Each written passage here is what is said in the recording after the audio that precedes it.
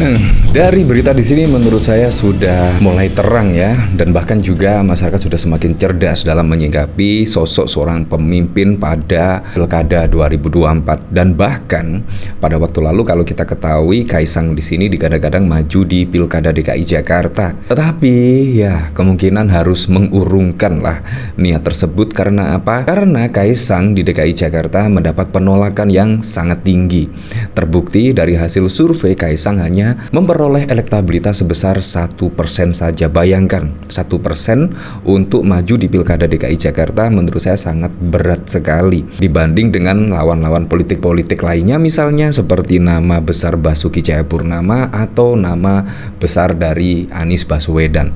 Di situ yang cukup tinggi nama Anies Baswedan yang setidaknya mendapatkan di angka 30-an%, disusul dengan Ahok yang mendapatkan di angka 20%. Bayangkan mengejar ketertinggalan tingkat keterpilihan dari Kaisang menurut saya sangat jauh tertinggal. Jadi menurut saya ya pasti akan dipertimbangkan lagi lah. Kemungkinan seperti itu kalau melihat dari elektabilitas Kaisang di sini. Ya seperti pada waktu lalu kita lihat pada saat Pilpres yang lalu misalnya, di situ bahkan baliho Kaisang Pangarep bersama PSI dan bahkan juga menggunakan tagline Partai PSI, partainya Presiden Jokowi dan lain sebagainya. Walaupun baliho sudah banyak di seluruh Indonesia dan bahkan lebih banyak dari kader PSI, di situ pun juga tidak mendongkrak suara dari PSI itu sendiri. Bahkan hanya mendapatkan ya di bawah 3%, sangat jauh tertinggal dan pasti juga tidak akan masuk di parlemen. Nah, di sini dari Kompas TV, Kaisang dapat penolakan tertinggi masyarakat jika maju di Pilkada Jakarta. Nah, bahkan PSI menyangkal setidaknya ya,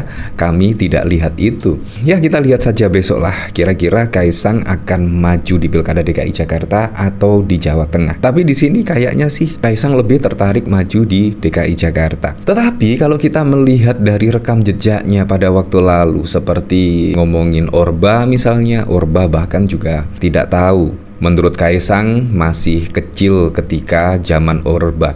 Tetapi kan kita bisa belajar sejarah. Nah dari sini juga yang cukup mengejutkan, Kaisang Pangarep bela Marcel Widianto. Orang tahu dari luarnya, beliau punya kemampuan. Di sini juga dalam memilih seorang pemimpin itu memang harus dilihat dari rekam jejak, track recordnya, pengalaman kerja dan lain sebagainya. Kalau kita tidak melihat rekam jejak, cara kerjanya seperti apa dan lain sebagainya, nah itu menurut saya sangat lucu sekali. Kita itu memilih seorang pemimpin loh, jadi jangan coba-coba ya memilih seorang pemimpin. Lihatlah dari rekam jejak, lihatlah dari track recordnya, lihatlah dari pengalaman kerja, dan menurut saya tidak mempunyai beban di masa lalu. Wow, menurut saya itu yang paling penting. Nah dari sini saya juga penasaran ya, kira-kira komentar-komentarnya seperti apa ya di sini. Tiap minggu sholat Jumat di lapangan di Jakarta plus banyakin spanduk. Nanti ditambah bansos dari Bapak. Bisalah, enggak ya kira-kira ubah elektabilitas? Ya, di sini dari Om Bahku,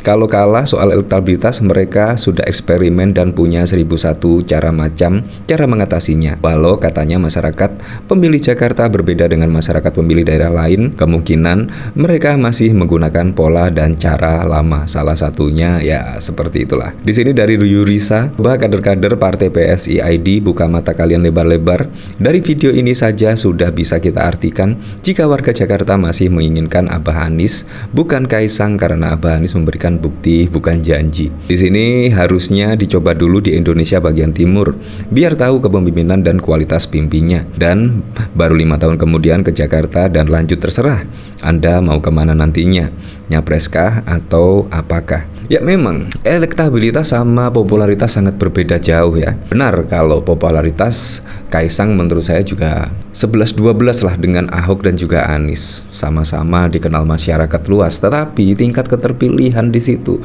menurut saya sangat berbeda sekali. Karena orang memilih sosok pemimpin itu pasti dilihat dari pengalaman, dilihat dari track recordnya, pernah apa saja, pernah tersandung apa saja. Menurut saya itu bagian poin yang paling penting ketika masyarakat memilih sosok seorang pemimpin. Jadi sangat banyak sekali apa yang dipertimbangkan masyarakat dalam memilih pemimpin. Ya, tapi kita lihat saja besok kira-kira seperti apa ya. Nah, yang cukup mengejutkan di sini bahkan Kaisang bela Marcel. Wow, bela Marcel. Kira-kira ketika membela Marcel di sini apakah bisa mendongkrak elektabilitas dari Kaisang ya? Bisa jadi malah menurun. Wah, bisa jadi ya. Dan di sini putra bungsu Presiden Jokowi membantah tudingan Marcel tidak kompeten berlaga di pilkada. Menurutnya Marcel punya kemampuan yang mumpuni untuk diusung sebagai kepala daerah. Kita tahu kalau lihat di sosmed, kritikan itu banyak sekali yang datang ke Mas Marcel. Tapi kan mungkin selama ini orang-orang tahu Mas Marcel dari luarnya ketika tadi beliau beberapa kali memaparkan apa yang ingin beliau lakukan, apa yang beliau tahu mengenai Tangsel. Saya rasa beliau ini punya kemampuan, kata Kaisang di kantor Dewan Pimpinan Pusat PSI Jakarta pada Kamis 18 Juli. Ya, menurut saya di sini belalah diri Kaisang sendiri ya, karena juga banyak loh yaitu komentar-komentar di sosmed itu yang intinya tidak mendukung Kaisang. Dari sini bahkan juga ada respon dari Airlangga Hartarto ya. Airlangga respon survei elektabilitas Kaisang 1% di Pilgub DKI Jakarta. Ketua Umum Partai Golkar Airlangga merespon elektabilitas Ketua Umum PSI Kaisang di angka 1% pada hasil survei Litbang Kompas terbaru menjelang Pilgub Jakarta 2024. Itu kan surveinya belum peluncuran.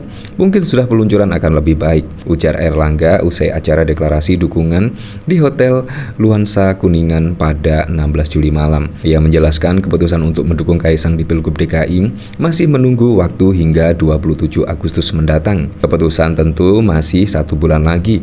Kita masih punya waktu karena keputusan kan 27 Agustus nanti, kata Airlangga. Ya, jadi sangat lama ya, masih bisa dipertimbangkan ya, kurang lebih 1 bulan lagi lah, 1 bulan lebih. Jadi di sini memang ya kalau kita melihat dari hasil survei Kaisang ya seharusnya pindah ke Jawa Tengah misalnya, karena pada waktu lalu ada survei yang menyebut tingkat elektabilitas Kaisang di Jawa Tengah itu sangat tinggi. Di sini dari survei RK, Airlangga turut merespon hasil survei Litbang Kompas yang menempatkan elektabilitas kader Golkar Ridwan Kamil pada posisi ketiga di DKI. Hingga saat ini Golkar juga belum memutuskan akan mengusung Ridwan Kamil untuk Pilgub Jakarta atau Jabar. Tentu Jawa Barat suaranya sudah lebih dari 52%. Tetapi kami minta yang 8% itu untuk dinaikkan karena partai akan memutuskan apabila ini sudah per level dengan calon-calon yang lainnya, jelas Airlangga. Kalau kita melihat dari respon Airlangga di sini, ya menurut saya 8% itu juga tidak masuk ya, tidak masuk untuk Pilkada DKI Jakarta. Apalagi Kaisang yang hanya memperoleh elektabilitas yang cuma 1%. Ya, tapi kita kembalikan lagi ke masyarakat lah ya. Tapi yang jelas saya berharap semoga saja pada Pilkada serentak besok bisa berjalan dengan aman, berjalan dengan lancar, dan yang paling penting berjalan dengan transparan, jujur, dan juga adil.